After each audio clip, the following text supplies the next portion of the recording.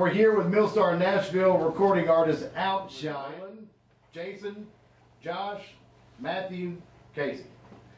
We're going to find out a little bit more about Outshyne, where they've been, where they're from, and where they're going. Where did the concept of the band come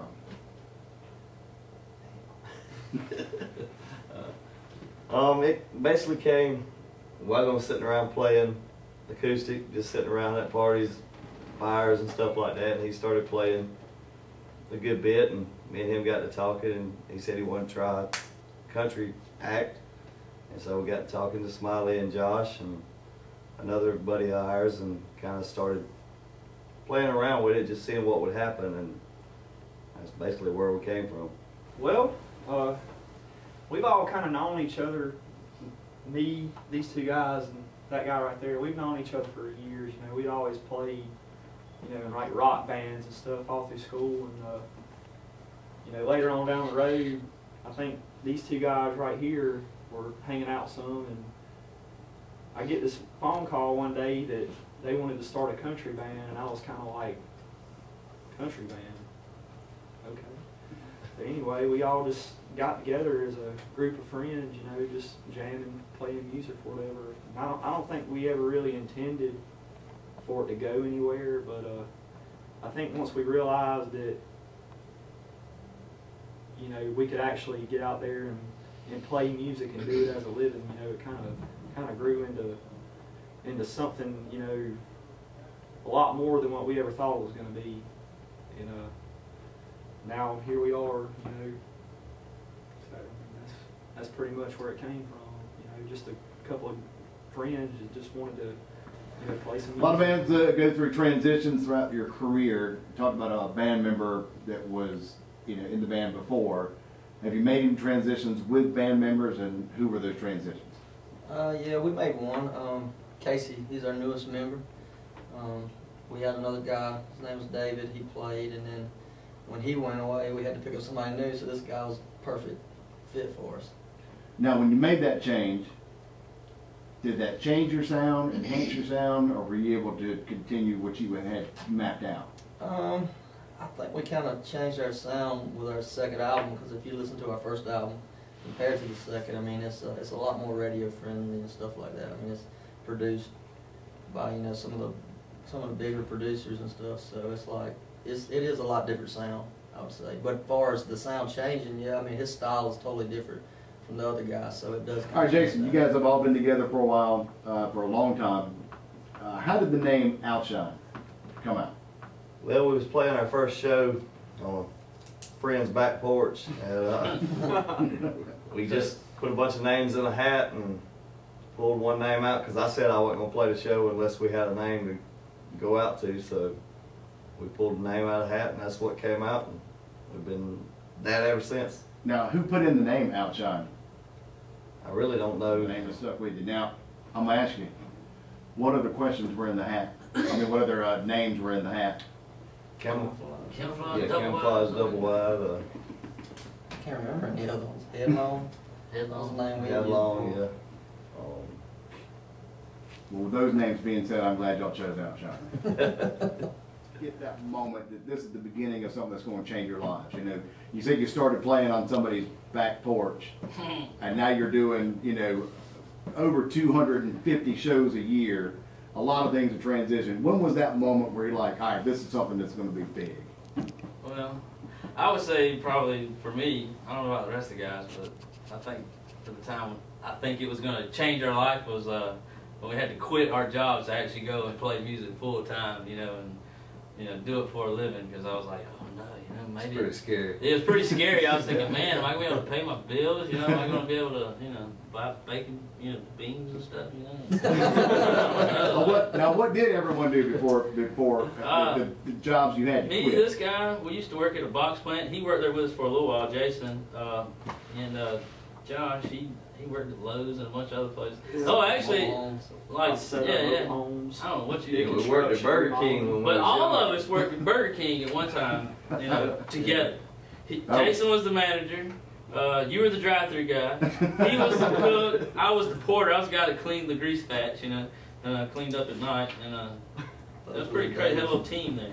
But yeah, Burger King, it was fun. Yeah, I enjoyed it. I don't know about these guys. But honestly, the whole, like, you know, I think about when it changed our life was like, honestly, when I can't go to Walmart now, because like, I can't even go to Walmart now without, like, you know, running into people and, you know, they're always like, hey, so that's when I knew. I was like, you know what, I think my life is changing a little bit here. I think that, you know, things are going to be a little bit different in the future, because I can't go to Walmart anymore without getting, you know, attacked by people and hey, you know, aren't you that guy from Outshyne? You know, so it's a little bit different now, but yeah, you know, I don't know, that's about it. Well, since you guys been together, you guys play a lot, like whatever, 280 shows a year, something crazy like that. See, doing that, you're living the life that the rest of us can't, so you guys are having some great experiences on the road. As cleanly as you can, one by one, craziest or best experience from the road. Smiley first, and then we'll go around. Best experience? I don't know. Best or craziest? I don't know, man. Most of mine have been kind of, I want to forget about them. I don't know. Yeah, I don't know. I can't, like, I've had too many good and bad experiences to, like, really name. Just all right, if anyone else has got one, well, he pinpoints one. Somebody else. Take off there. Well, our driver, Mark, he, well, we went out, drank a little bit, and, you know, we had a downtime day the next day, so we decided on the way back to the hotel that me and Jason were going to go to Mark and Smiley's room, and we took the fire extinguisher out and opened the door in our underwear and squirted the whole room full of. I didn't realize that stuff made that much of a mess, but we cleaned it up. But that was pretty interesting watching him. Yeah, I couldn't breathe. I woke up from a dead sleep. I woke up. Josh, couldn't see. Wash it off next morning. I'm out in the hallway of the hotel in my white tighties, you know, coughing and gagging, and then the people, one of the little ladies that clean the rooms, you know, they're down. It's horrible. Thanks a lot, guys. We still owe them, Mark. We still owe them one. They're gonna give us back. Yeah, they got me pretty good too. I woke up from, you know, I slept in it all night. When I woke up, I felt like I was coated in batter.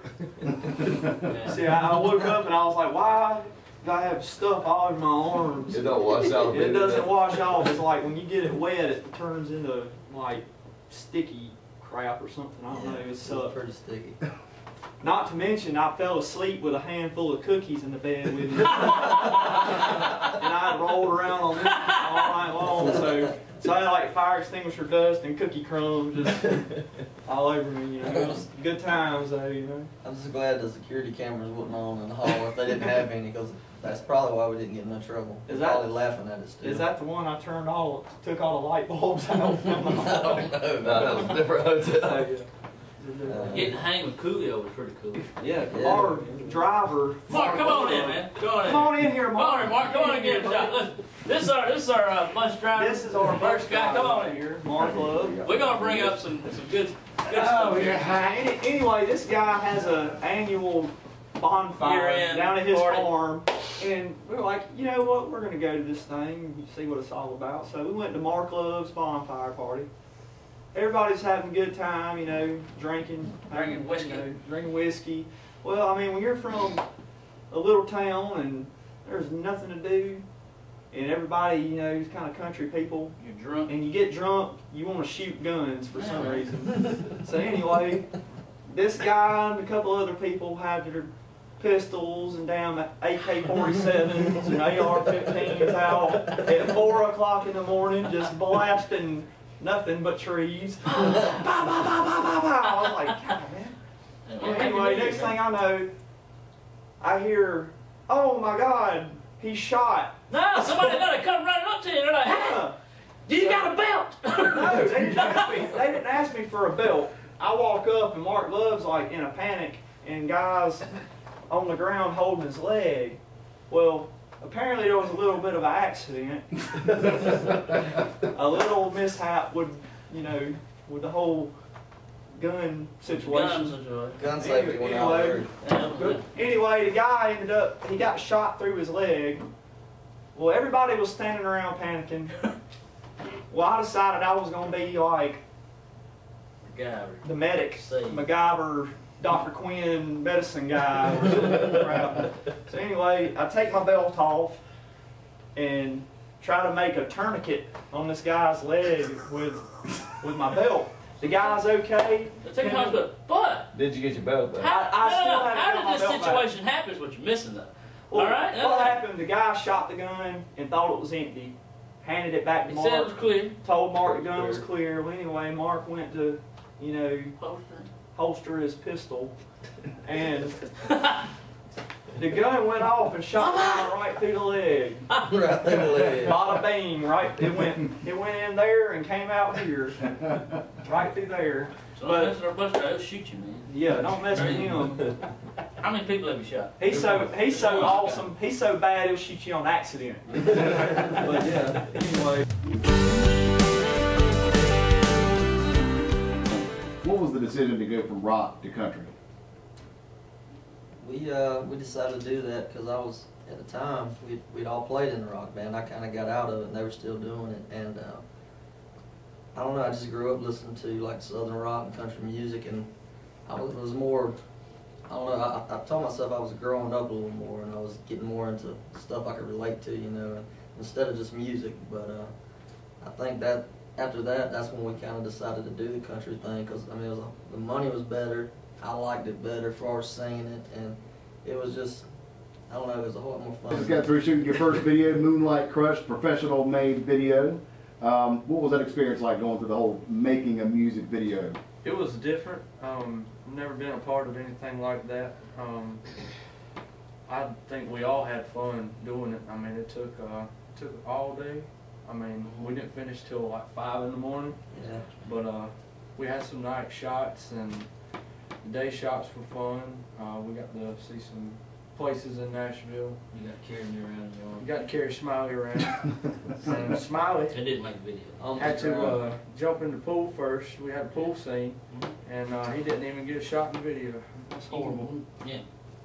He was just Thanks in a there lot. to save Thanks a lot. Waylon's life. Yeah. Yeah, I was just playing I can't lifeguard swim. because, Can't swim. Well, I did pretty good going down. I just can't get back up. Get to the bottom, I just can't get back to the top. Well, was it anything like you expected me? Because when you see a video, it's like done great, it looks spectacular, but you guys talking about staying up till 5 o'clock in the morning. Was there a point where you're just like, all right, enough's enough, y'all got enough video, or was it so much, there was so much fun We're that just you wanted really to keep slack, going? man. I mean, when they put makeup on us, I was like, I'm done. That put me out of my comfort zone. This lady started putting like, powder and crap all over my face. I was like, man, I don't know about this. I was ready to do as many things as we could. I mean, because I'm a It was party. fun. It was a good time. But yeah, this guy had to get in the pool with all his clothes on, and he had on like some Times leather were tough. leather pants in the pool. Used to back in the day. We probably wouldn't have had clothes on. But for the video, you had to at least Yeah. stay decent. Yeah, they made me put my clothes on, which I can't swim, so it was kind of But you had hardcore for me. Smiley there to save your life, so you're Smiley fine. was there. He treads water pretty dang good, so Yep, had to sit there and travel about an hour waiting on everybody. He We was gotta just- get the shot he was right there. backstroking for like an hour Like, waiting on man. me. Swim Thought it was and then 5 foot, all you though. see is my head like that much in the video. For the whole video, If I you had to jump pause- in my clothes too now, and I. y'all letting them out. If you pause the video right there, you can see it. You gotta zoom in. So everybody out there in YouTube world, look it up. Go look for my head. It's that small. Send the video. In the Well, what's background. next for Outshyne? We're going to Disney World. Yeah, Wrap it up! Disney World. Yeah, man. What's next? What's next? Shoot, man. We're working on another album right now. We're trying to put some songs together. We got a couple of good ones so far, man. I think the goal is to put out something better than the last one. Yeah, 'Cause no. it was really good, and I think if we can top that, it'll be a good day in Outshyne land. Get some bigger shows, Yep. maybe some openers. Yeah. Yeah, man. Well, y'all got a tall task ahead of you. That last CD was phenomenal, so you got Thank some you. work cut out for you to be able to top that one. At future shows, I mean, let's look down the road. Let's take out our crystal ball, put it in front of Outshyne. 5 years from now, where do y'all want to be? Coliseums. Hey, I'm down He's a with man of few words, but they are important. that. There you go. Coliseums Hey, work. screw Disneyland. We're going to Dollywood. Yeah. Pigeon Forge. Let's go. Ready? Now, is there anything that you would, is there any accomplishment that you'll look at and then say, all right, we've done it? Honestly, I mean, we all get to do something we love to do, man. I already look at it as we've already made it. You know, I know everybody has their own opinion of, you know, success or, you know, but we all make a living playing music, and I mean, it could be a lot worse. We could be out there digging ditches, working in a factory, or, you know, Bag of Burger King. at Burger King. And I think It we're all could be a better lot for that. worse, man. I mean, I'm thankful. I know all these guys are super thankful for all the opportunities that we've had and everything we get to do and see. I mean, it's pretty amazing. You know, I mean, there's a lot of times where, you know, it gets tough and we might take it for granted, but I mean, I wouldn't trade it for nothing else, man. I couldn't imagine doing anything else, honestly. I don't know how to do anything else. That's all I know how to do, seriously. All right, Waylon, you guys have been playing for a long time. I'm sure one of your dreams was actually be able to hear yourself on the radio, and then bang, first one, Dirt Road Romance comes out. First time you hear it on the radio, what do you think?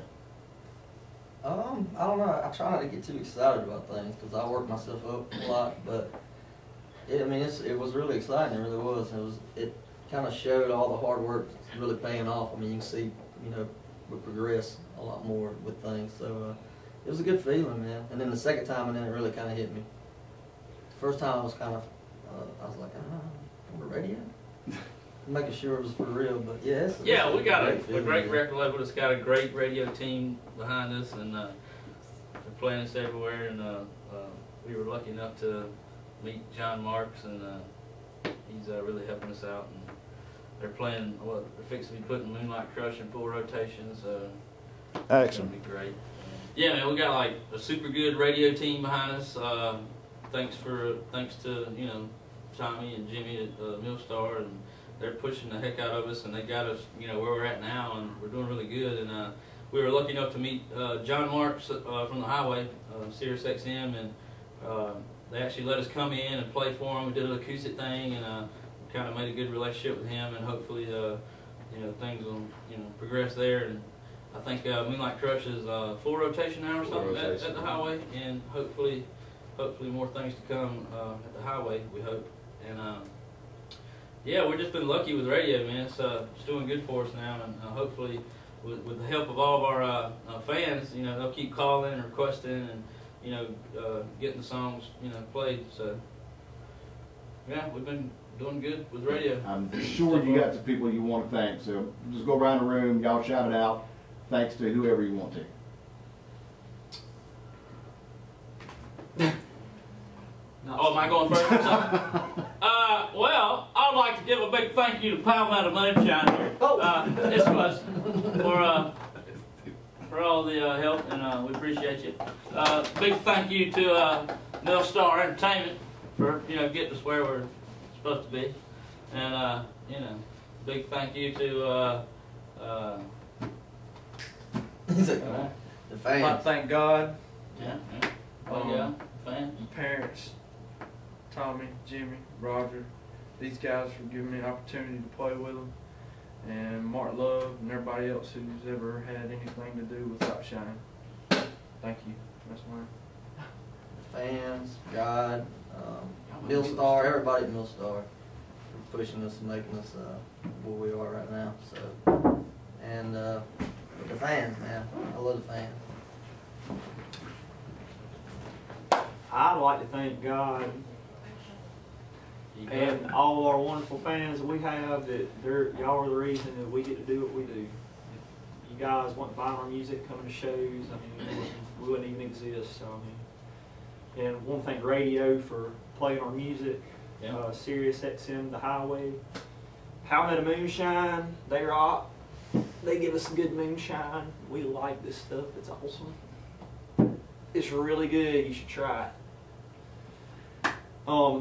I'd like to thank Millstar. You know, they're the reason, you know, we've gotten a lot of opportunities we've gotten. So I mean, I'd like to thank them guys. like to thank everybody in the band, you know, for the laughs and good times and bad times and all that good stuff that goes along with being in a band. I would like to thank God, family, friends, Millstar, and radio, and anybody that's ever helped us in any kind of way. Thank you. Boy, where you got the good looking hair? What'd you say?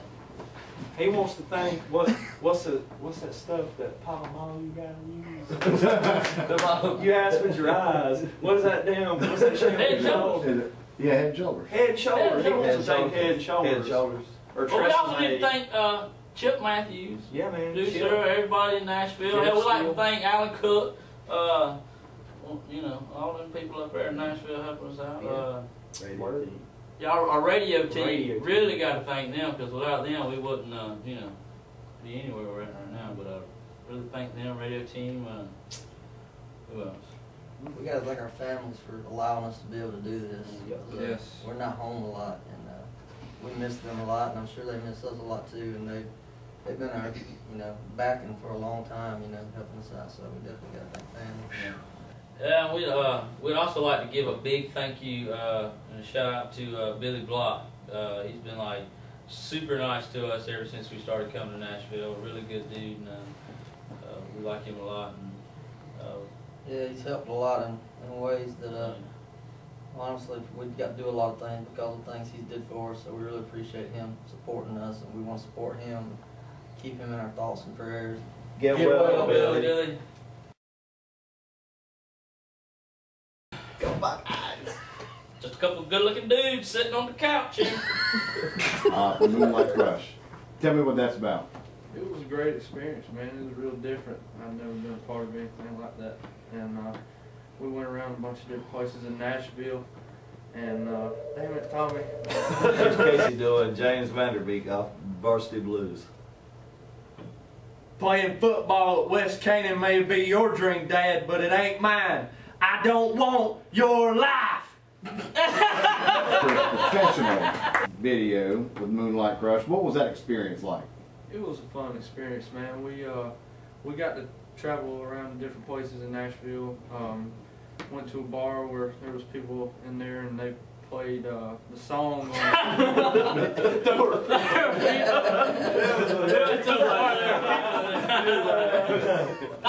All right.